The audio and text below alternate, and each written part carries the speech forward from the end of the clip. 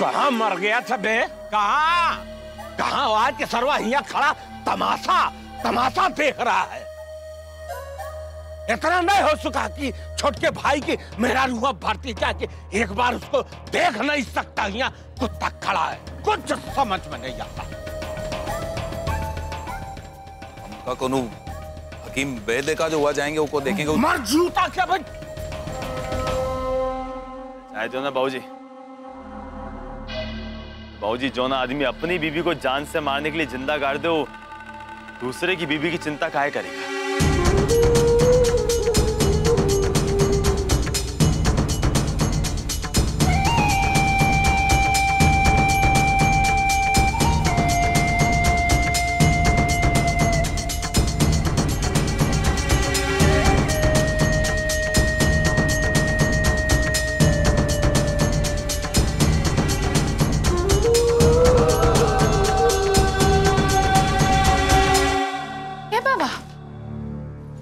तुमको है?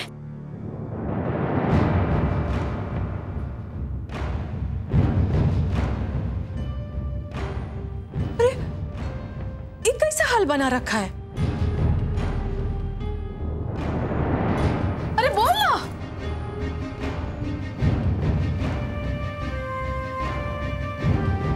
कृष्णा बेटा,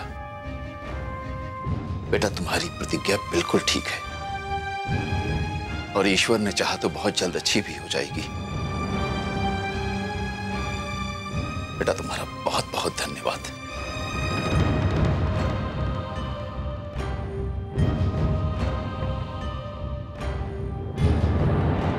अगर तुम वक्त पर जनरेटर का बंदोबस्त नहीं कर पाते तो पता नहीं क्या हो जाता।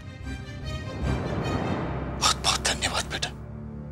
अरे भैया खाओ, रधवा को मारे के नहीं, साले को कुत्ते की तरह लथेर लथेर के।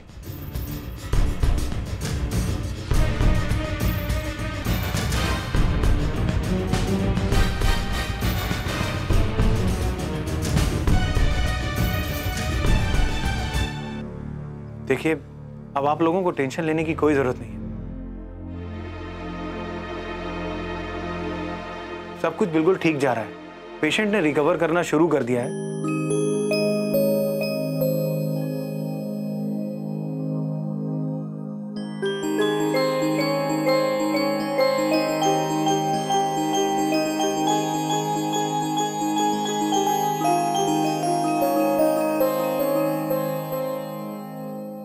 हम बस उनके होश में आने का इंतजार कर रहे हैं।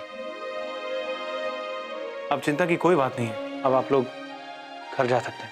देखिए, हॉस्पिटल में मरीज के परिवार का सिर्फ एक ही सदस्य रुक सकता है, बाकी को जाना पड़ेगा। डॉक्टर, हम रुकेंगे प्रतिज्ञा के पास। नहीं सासू मां, हम यहाँ रुकेंगे प्रतिज्ञा पास। आप सब जाओ। नहीं नहीं कृष्णा बेटा, तुम घर जाओ, तुम आराम करो, थक गए होगे ना। हम रुकेंगे प्रतिज्ञा के पास। अरे नहीं सासू मां, आप सब जाइए, जाके आराम कीजिए। हम यहाँ है ना।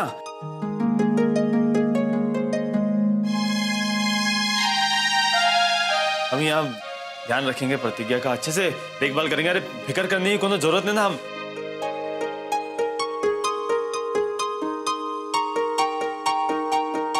हम बहुत अच्छे से हमारी बात का विश्वास करिए। हमका बस प्रतिज्ञा पास रहने दीजिए। हम यहाँ सब ध्यान रख लेंगे। नैना जी, कृष्णा को ही यहां रहने दीजिए।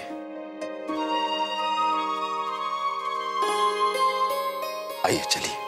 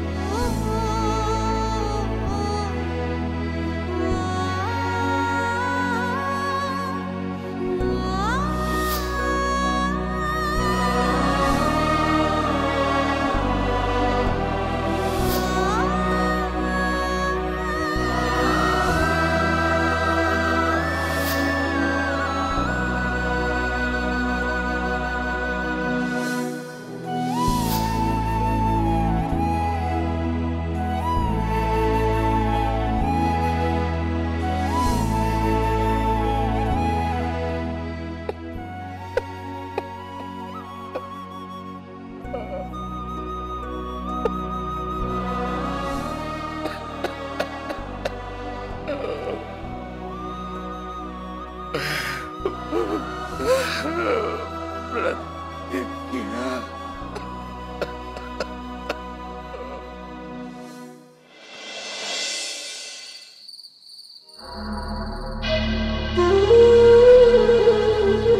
हे दादा, आप समझी जी एकदम परेशान ना हो। घर के जितना गह दरिद्र है ना, सब भगवान चाहिए तो ठीक हो जाए। बाकी आप लोगों जैसा इंसान तो हम आज तक नहीं देखा। अच्छा, तो समझन जी ऐसा का देख लियो और कैसे इंसान लगे हम लोग? बोलो। अरे यह बात तो हमरे आज तक समझ में नहीं आ रही। बताओ, जो लोग दिन रात प्रतिज्ञा के मरे के बारे में सोचत रहे, वही लोग आज उनकी जिंदगी के लिए रो रहे हैं। अब बाकी हमका ही आए ज्यादा दिन तो भवा नहीं है, लेकिन हमका जो कुछ खेल समझ में आ रहा है, उनमें एक बात तो पक्की है समझी जी, कि आपकी जो छोटकी बहुरिया है ना, वो अच्छी औरत है नहीं। काहे कि अगर अच्छी औरत हो तो बताओ, होली वाले दिन इतना छोटा से बात पे इतना बड़ा हंगामा खड़ा कर देत का? बेचारी समधिन जी के पीछे पीछे न जाओ बिटिया, न जाओ बिटिया, लेकिन वो सुने वाली रही। समधिन जी का बगल हटाए सो निकल गई। कैसे हम अभी आते हैं? ये दादा, ऐसा कोनो करत का अपने सास के साथ? हमें तो लगत है ना कि आपकी छोटकी बहुरिया समधन जी का नाच नचाए रहा थी। आप बताओ, ऐसी सास तो ढिबरी लेके ढूंढो तो कहीं बाजार में ना मिले। समधन जी की जिंदगी बचावे के लिए घर और मंदिर बताओ एक करके रखती है। अरे सुबह से अन्न के एक दाना मुंह में नहीं गवा, उसके लिए कितना मनौती माने। और तो बाबा का अपने मुंह जाल में फंसा लिए है और अब मजा लूट रही है। हमका तो लगत है ना कि घर में सबका अलग करवावा चाह रही है। ए दादा, ये अच्छी बात नहीं है। काहे? देखा हो ए समधन जी, एक चीज बताएं, हमार प्रतिज्ञा किसना बहू अच्छी बहुरिया ये घर में साबित नहीं हो सकी, ठीक है, लेकिन एक अच्छी पत्नी जरूर है। काहे कि वो हमरे बाबा से बहुत प्यार करती है और हमार बाबा भी उसको बहुत चाहता है, और हम अपने बाबा को बहुत बहुत बहुत ज्यादा चाहते हैं, तब जाके ओकरे लिए ओका ब्याह हम हुआ उसे कराए हैं, समझो? ठीक है। और एक चीज और बताइए समधन जी, औरत के लिए पति का ध्यान रखना बहुत जरूरी होता है। अब तुम यहाँ बैठी हो, हमारी ठकुराइन और हमार बहुरिया प्रतिज्ञा अच्छी तरह से जानती हैं, और जब घर का मर्द खुश रहता है ना तो सब कुछ अच्छा अच्छा चलता है। एक तुम्हार बेटी है, समझब छोड़ो, फूटी आग से अपने पति की तरफ हमारे शक्तिया की तरफ देखबो नहीं करती। हे दादा, आप तो बुरा मान गए। हम थोड़ी कह कर चाहत रहे, हमारी मतलब थोड़ी न रहा। एमा बुरा मानने वाली बात नहीं ना। ये देखो कि असली जड़ कहाँ है, और जड़ जौन है कहाँ है, ये हमको अच्छी तरह से मालूम है। हमारा शक्तिया रोज संध्या को बाहर चला जाता है, 24-24 घंटा घर से बाहर रहता है, कुछ नहीं सोचता उसको। काहे कि तुम्हार बिटिया केसर पे ध्यान नहीं देती, और जब पति के लिए पत्नी नहीं पूछेगी तो बेटवा जो है घर में नहीं रहेगा, समझो कि नहीं? और हम इको कैसे सुधारें, कैसे ये सब अपने बस में करें, शक्तिया को कैसे ओकरे रास्ता पे लाएं, हमरे कुछ समझ में नहीं आ रहा है। तुम लकड़ी लगाए पड़ी हो। अब देखो समझी जी, आप बुरा ना मानो, आप तो अपने छोटकी बहुरिया के ही पक्ष ले रहे हो, ये अच्छी बात नहीं ना। हाँ, और हमारे केसरा ना तो एकदम गऊ जैसी सीधी है। हाँ। अब ओका जौन जैसे पट्टी पढ़ाए लेते है, मूर्ख वैसे चल देती। देखो ना, पर समधन जी के एक जबान पर ना ओके सांस अटकी रहा था। बाकी ये तो हमका पता ही है कि हमरे पाहुन और बिटिया के बीच कुछ अच्छा नहीं चल रहा है। लेकिन ओके वजह ना आपकी छुटकी बहुरिया है, वही केसरा के कान में चढ़ा चढ़ा के ये सब करवा रही है। बाकी आप हमारे समधी हैं, लड़का वाले हो, जो उन कही हो वही सही है। अब हम आपकी बात थोड़ी ना टाल सकी थी। बस एक बात जरूर है कि अब हम आए गए हैं, हम अपने बिटिया और पाहुन के बीच मेल जोल कराए दे, बस ये हमारी जिम्मेदारी है। बस आप हम पे छोड़ दो। और हाँ, ये जो आपकी प्रतिज्ञा ना हमारी बिटिया की जिंदगी में ना नरक वो है, वो का खत्म कर दिया, बेहू बता दिया। बाकी परेशान ना हो, टेंशन ना लो। हमारी बिटिया जैसे पहले रहत रही वहू से अच्छे तरीके से रही। अरे सास के बात मानी, आपके बात मानी, और सबसे पहले एक नंबर पे अपने मर्द के बात मानी। अरे भाई जी के लिए यहाँ रह रही है कि नहीं, आप बताओ। और हम अब यहाँ काहे के लिए आए गए हैं कि हमारे बिटिया के ससुरारे में ना सब सुख चैन से रहें, आपस में भाई भाई खूब मिलजुल के रहें, कोनो कोनो की घृणा दोष ना हो। और अब क्या चाहिए जिंदगी में, बताओ। नहीं तो आप तो जाना तो कि हमारी जिंदगी कैसी रही है हमारी।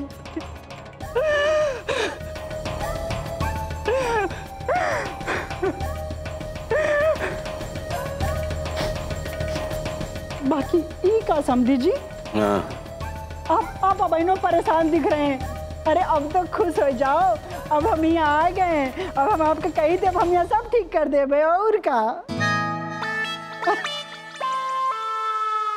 खुश हो जाइए।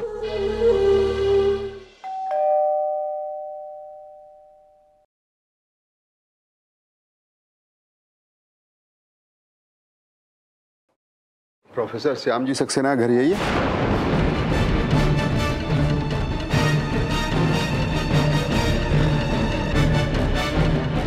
जी जी यही है। आप कहिए। किधर है वो?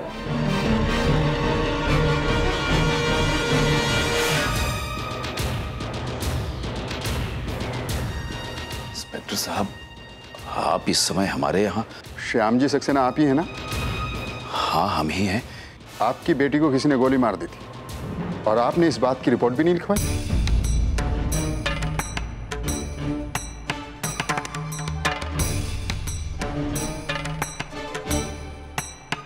बताइए, गोली किसने चलाई आपकी बेटी पर? कौन है वो जो आपकी बेटी को मारना चाहता था? सबसे बड़ी बात यह है कि आप ये बात छुपा क्यों रहे हैं? हम इसकी वजह जान सकते हैं?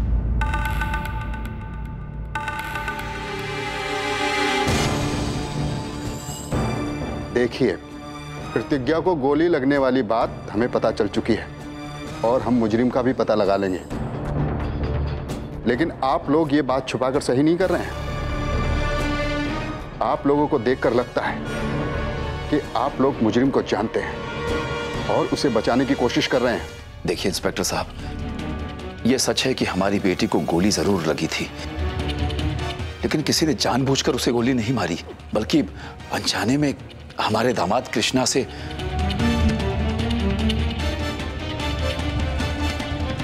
अनजाने में ही गोली चल गई। इंस्पेक्टर साहब, आप हमारा यकीन मानिए, हम सच कह रहे हैं, इसमें कृष्णा का कोई दोष नहीं है। प्रोफेसर साहब, आप जैसे बुद्धिजीवी आदमी ऐसी बात कर?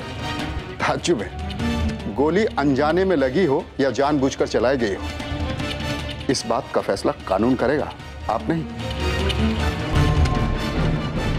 बेहतर यही होगा कि आप कानून की मदद करें।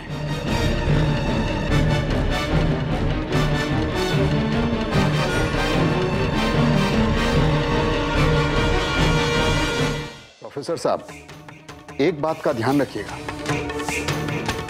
आप लोगों का कोई भी झूठ इस केस को और खराब कर सकता है।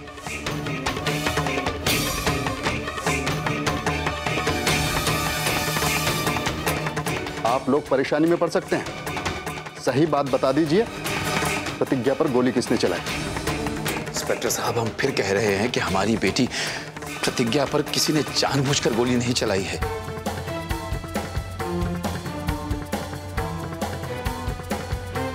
हमें ये बताइए, कृष्णा रहता कहाँ है और कौन है?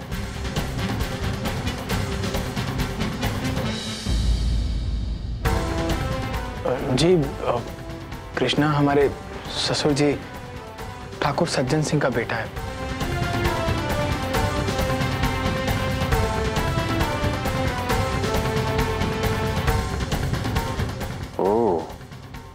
ठाकुर सज्जन सिंह,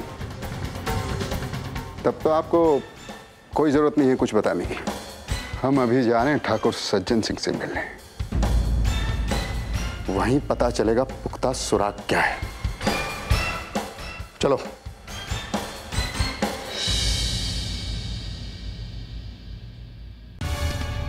ए ससुर जी, ये सब तुम का कह दिए? अरे पुलिस सिपाही को कभी सच्ची बात बताई जाती है का? अरे फालतू में कृष्णा भाई को फंसा दिया ना। कोमल बेटा, आखिर सच्चाई कोई कब तक छिपा सकता है? एक ना एक दिन सच तो बताना ही पड़ेगा। तुम्हें लग रहा होगा कि हमने तुम्हारे भाई का नाम लेकर गलत किया है,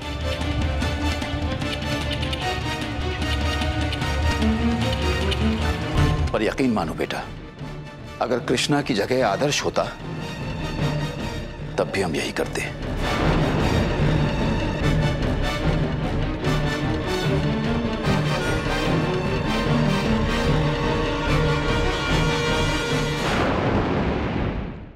प्रतिज्ञा बन जाए।